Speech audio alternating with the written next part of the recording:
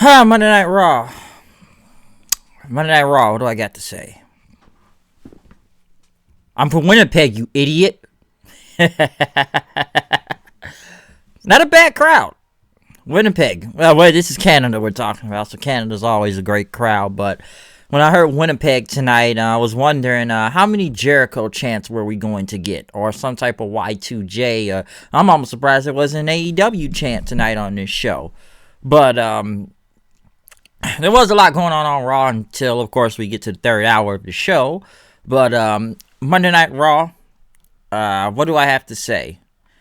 Well, same thing, almost like last week. We got another Randy Orton video package. They said Raw was live from Winnipeg about 15 years ago from now. And Orton came out. Of course, he gets the boos.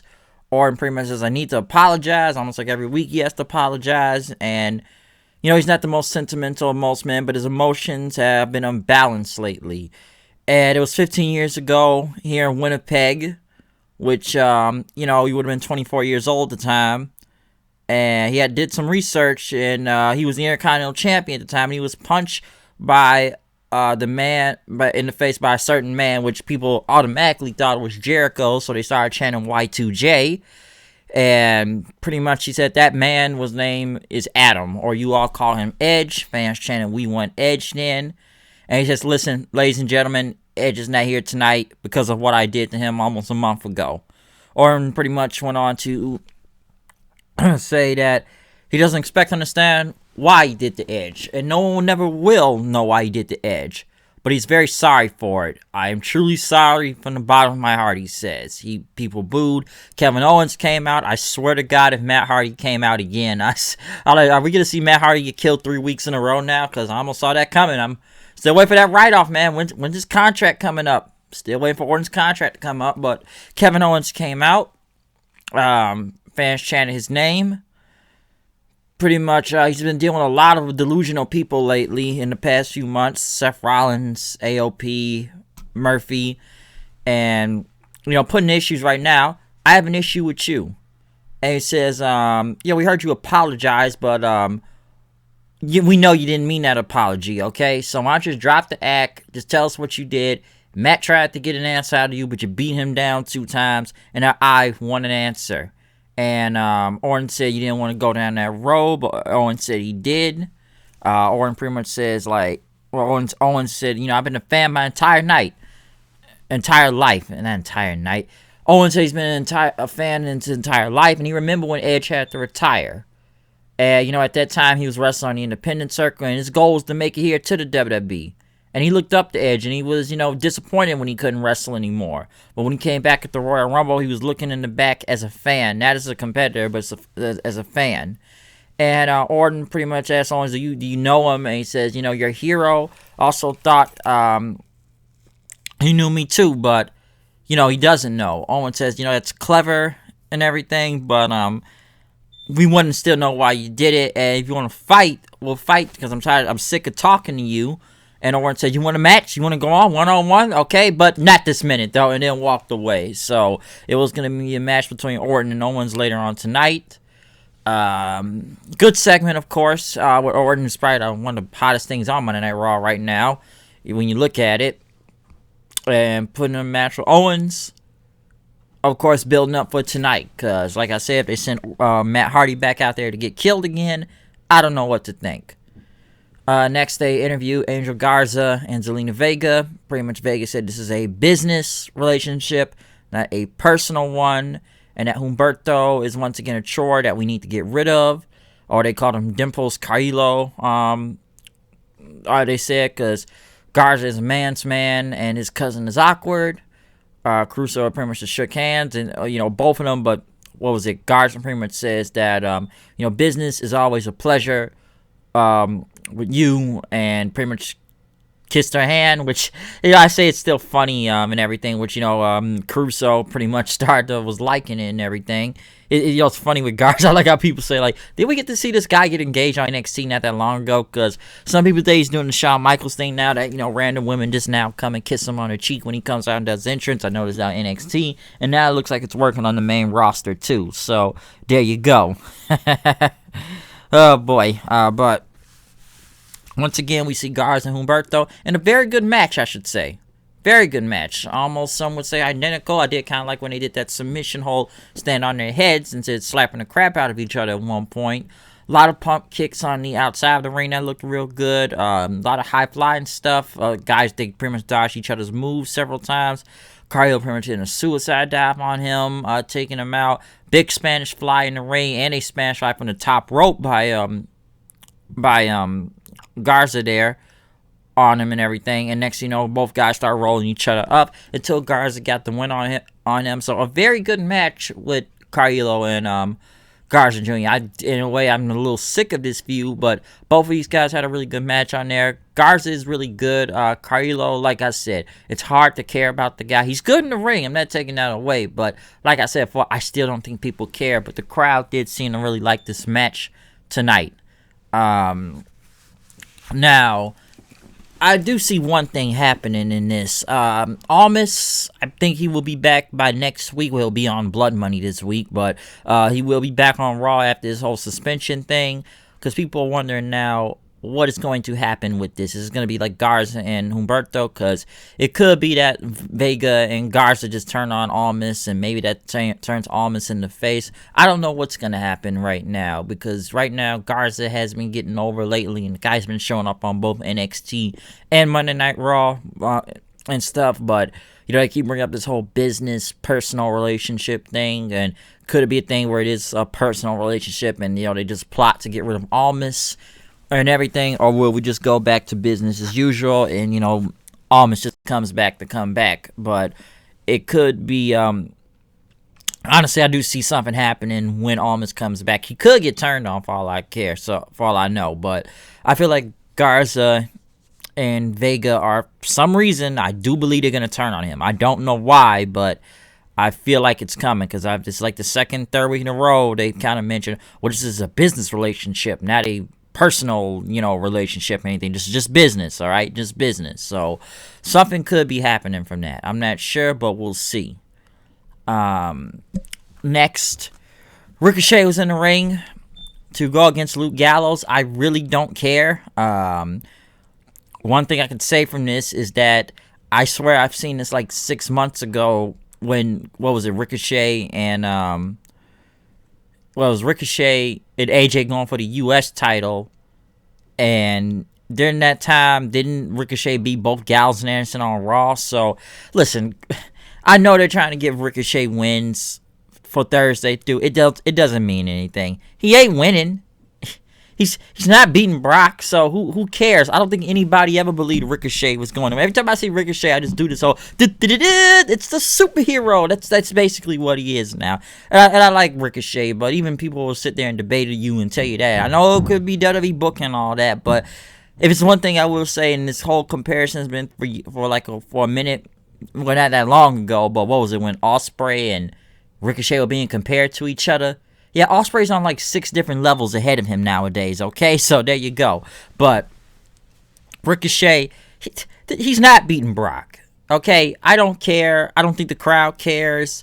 No one does. He got to win. That's it. But who honestly gives a shit about Ricochet right now? I can tell you how this match is going to go this Thursday. He's going to get some moves in. Brock will throw him around like several minutes. Ricochet will get a good comeback. He'll probably his finisher here too. And then he'll just look surprised and maybe pop the crowd. Maybe if they pop the crowd a little. And then Brock will probably dodge his last finish. F5, boom, it's over. There you go. So it's not much to say from that. Ricochet ain't winning shit. That's basically all I can say. Gallows and Anderson was still in the back then with AJ. You know, you guys call yourself the best tag team in the world. I'm still wondering how. They just took L's 2 weeks in a row. But, you know, they pretty much talked about there's going to be a miracle if Ricochet can beat Lesnar. But AJ pretty much says, listen, I'm going to win that gauntlet trophy now. And you know, we're going to prove we're at the top of the game. WrestleMania is coming. Aleister Black passed by. AJ Styles called him out. He says, whoa, you need to rewind where you are right now, okay? And, you know, this is the club right now. You need to get familiar with us. The OC pretty much beat up Black and left him there, but he ended up standing back on his own end since he had a match later on tonight. Brock Lesnar and Paul Heyman came out then. Fans cheered. Pretty much says they know no miracle's going to happen, but that Brock is here tonight. And, we don't need a catchphrase, of course. Lesnar doesn't need one. They did the whole Heyman thing. And pretty much Heyman went on to say that Brock Lesnar, this is Suplex City. This is what he does. And that Ricochet...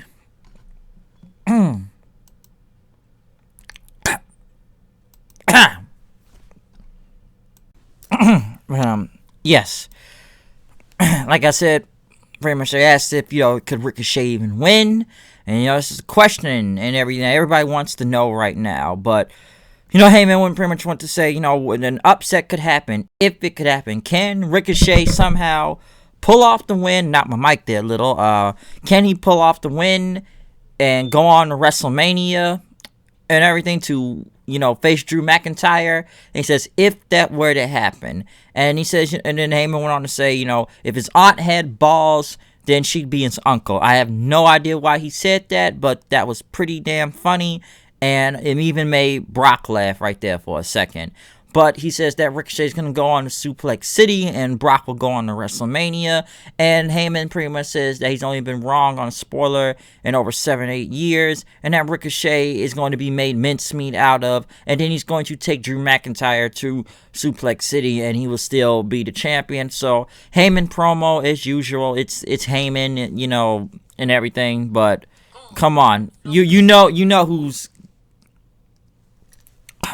know who's going to win at this whole Blood and Money show. So, yeah, Ricochet has no chance. That's basically what you say from this promo, and the joke Heyman told was, it was pretty funny, I will say that, but it's Heyman. Brock was there to be there, so, he's got to do this match this Thursday. Aleister Black went against Eric Rowan.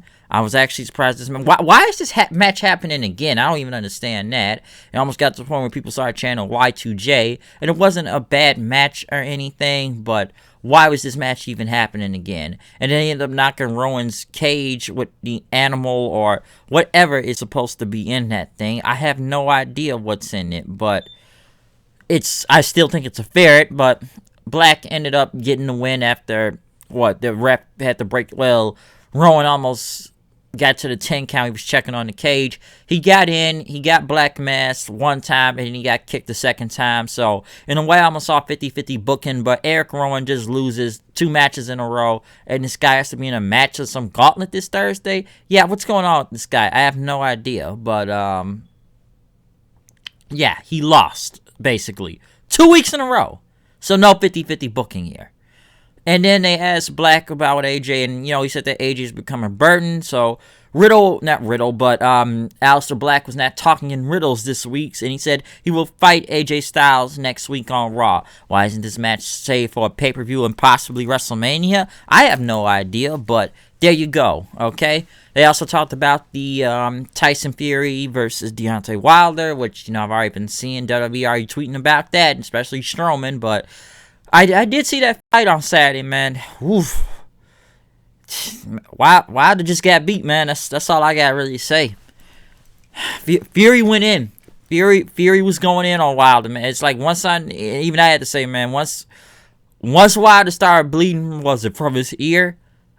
Something told me this fight was not going in well. It was a good fight, though, I will say, for like 7 rounds, but Wilder just got beat.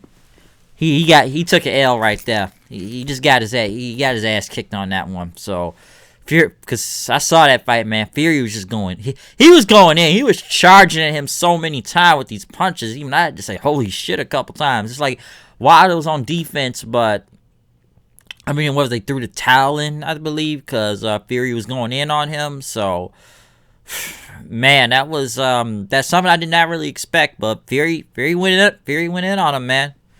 That was a good fight, though, and I'm sure WWE's already pushing Fury to face Strowman again since he got that win. They did a sit-down interview with Drew McIntyre then. It was so funny. I was listening to a show the other day of someone doing an impression of him. I thought it was hilarious. Man, those Wrestle Soup guys are hilarious. But, excuse me. They pretty much had a sit-down interview with him, talking about how he got here. And you got to go all the way back to September 25th, 2009. He was 21 years old at the time. He was the chosen one. Vince McMahon called him the chosen one. He even dubbed him to be a future world champion. And he asked, like, I've got a lot of titles, but he's not been a world champion. And he only has himself to blame. And, of course, they show, 3MB, and he talked about he lost his passion in WWE.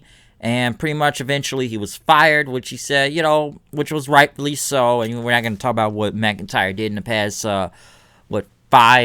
you got released in 2014, 15, 16, 17. Yeah, came back like 3-4 years, I think he was gone from the company until he came back in 2017. But he did not return to WWE, and, he was bitter, he was angry, and everything. And only had himself to blame, and, he didn't want to be that last image of him playing air guitar. So when he came back to NXT in 2017, he was, close to Triple H and everything. And he would be a leader then, and then he debuted on Raw in the next year. It was 4 years to the day since he had been fired when he came back. And he said he left as a boy and he returned as a man. And he says, I don't care who wins, who's the WWE champion. As long as he's main eventing at WrestleMania, he doesn't care if it's Lesnar. He doesn't care if it's Ricochet. All he knows is that he's main eventing WrestleMania, and he's going to win the WWE title to fulfill his destiny. I don't know. Hopefully this gets the fans behind him, I'm assuming. But if you don't know Drew McIntyre's history like that, this does give some type of perspective on it. Some people seem very bored by it. I've seen a lot of people say that tonight. But the interview, though, pretty much it does good all leading up all the way to the Royal Rumble match, how he took out Brock at the Rumble. So it does give you a little bit of a brief history to when he was brought into the company many, many years ago. And whatnot. So to me, I guess now technically 10 years in a way later, we'll see what comes from that. But a good interview. They then went to R-Truth was in the ring for the winter premiere of Truth TV, which he had Bobby Lashley and Lana on, since they had to talk about that whatever trophy thing in this gauntlet match. Truth had a lot of questions for him, but Lana said you're going to be in a match for him right now. Then Truth asked, have you seen the Sonic the Hedgehog movie? And Lana said, ring the bell. That's a movie I need to see myself, by the way, too. I need to get to that. Sonic's really popular now again today.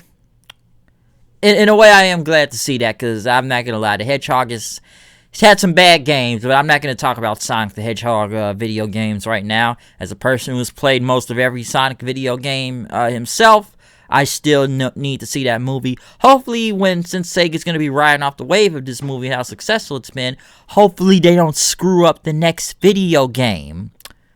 Had a couple good games in the past few years, but maybe not since Generations, but hopefully this will inspire them. Well, Sonic Mania too, but that was that was made by a fan, and come on, Sega couldn't even beat a fan making the game, okay? But like I said, I'm not here to get into video game stuff right now, but hey, Sonic my nigga, man. He's cool, but I got to see that movie though. He's been my nigga for years, since Dreamcast or Genesis days. He that nigga, but yeah. Tails, Knuckles. but yeah, like I said, Sonic the Hedgehog movie. Yeah, this wasn't much of a match. I just know it was literally a minute, 90 seconds. It was just Truth doing John Cena moves and was going for the scissors kick, but Lashley speared him. That was a match, and what were we in the third hour to this show at this point? So I think we're starting to drag when you look at it. Next, we had the Elimination Chamber contract signing, which I sat there and thought to myself, none of these women are winning this match. And Lawler was like the moderator or something. Natalya at least was over this time in Canada, because, Canada was Winnipeg, but no one doesn't really seem to care for Natalya most of the day, so I think Canada's the only place you're really going to get Natalya over. But Lawler was the moderator, and as he spoke about the Elimination Chamber, Asuka took the mic from him and started talking in Japanese, pretty much saying, we don't care, we don't care. She pretty much talked about 6. It's supposed to be 6, right? And pretty much Asuka counted all of them off. Ichi, Ni, San, Shi, go. Pretty much in Japanese, that means 1, 2, 3, 4, 5. Just give a little bit of a translation there. And pretty much they were wondering where Shayna Baszler was. Baszler, he said Baszler was in the building, but, she's late. There was a no-show. They ended up signing the contract. Lana signed the contract and brought it over to Ruby Riott then. Did I say Lana? Liv Morgan, brought the contract to Ruby Riott, pretty much to sign it. They were all signing the contract until Shayna Baszler came out, who came from the crowd and got in the ring. She ended up signing the contract and pretty much looked at most of the women and then got Natalya's face, which Natalya stood up then and had a stare down with her. A lot of them was okay, contracts are signed, you guys are on your own. Asuka pretty much got up and threw Natalya out the way. Even I would say no one cares about Natalya versus Baszler, but hey, Asuka versus Shayna Baszler looks more interesting. Asuka pretty much yelled Japanese and looked at Baszler and said, "Bite me." And Baszler took off her jacket, and Natalya ended up spinning Asuka around, attacking her. Liv Morgan pretty much jumped over the announce table onto Ruby Riott. Sarah Logan stood there because I have no idea why she's even in this match.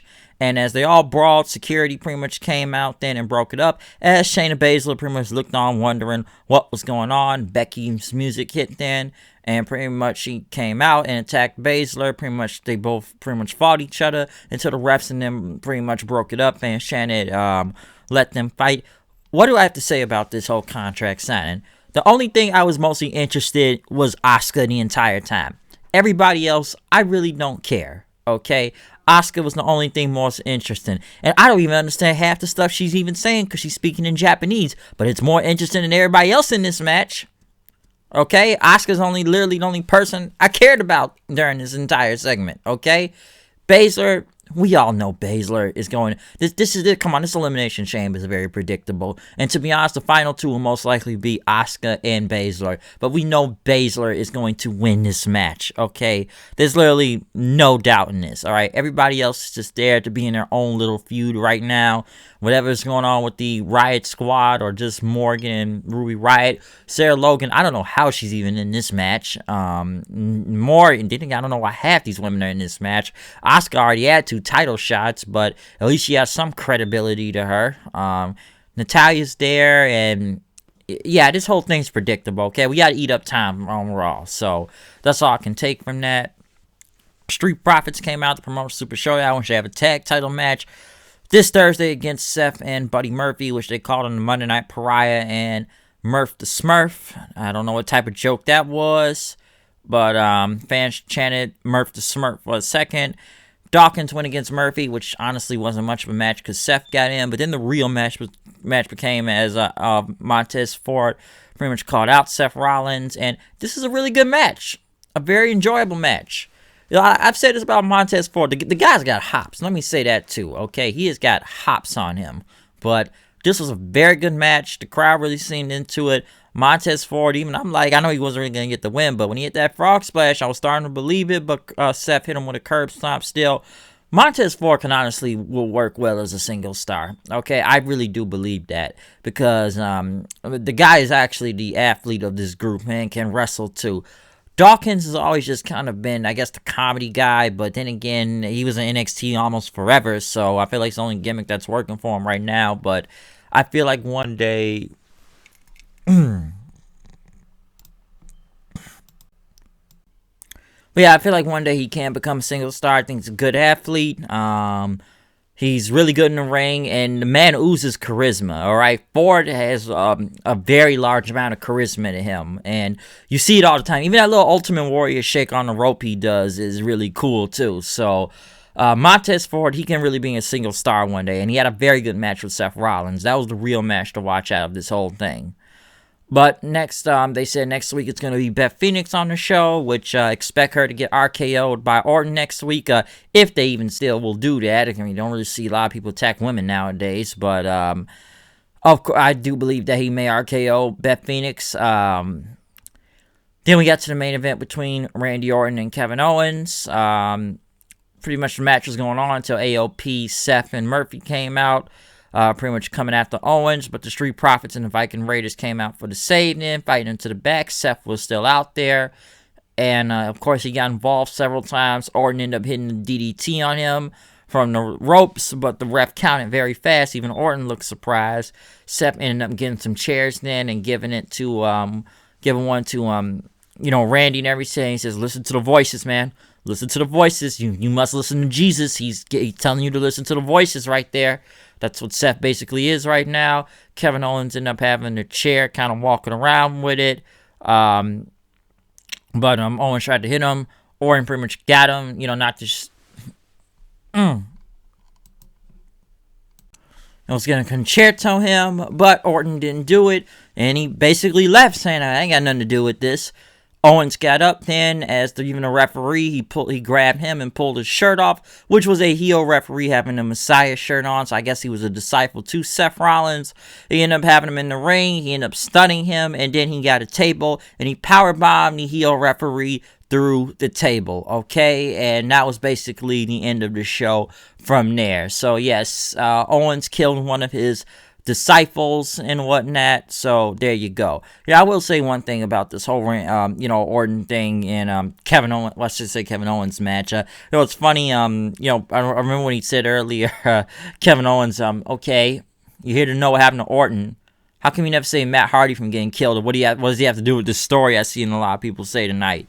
Honestly, the show started to drag when it got to the third hour, of course. What happened? Winnipeg was not a bad crowd, though. I will say that. But technically, this was a quote-unquote go-home show for Blood Money, whatever number this is. Was it 5 for this Thursday? And I don't think they really promoted anything going on there. Then again, I don't know how you could have promoted this show, but it is a show. And then I think next week is supposed to be the go-home show for the Elimination Chamber, which has not really had a lot of hype to that, too. But, hey, we got go-home show after go-home show with not a lot of build, but I guess they still got to try to build into WrestleMania. Will I have a review of Blood Money 5 this week?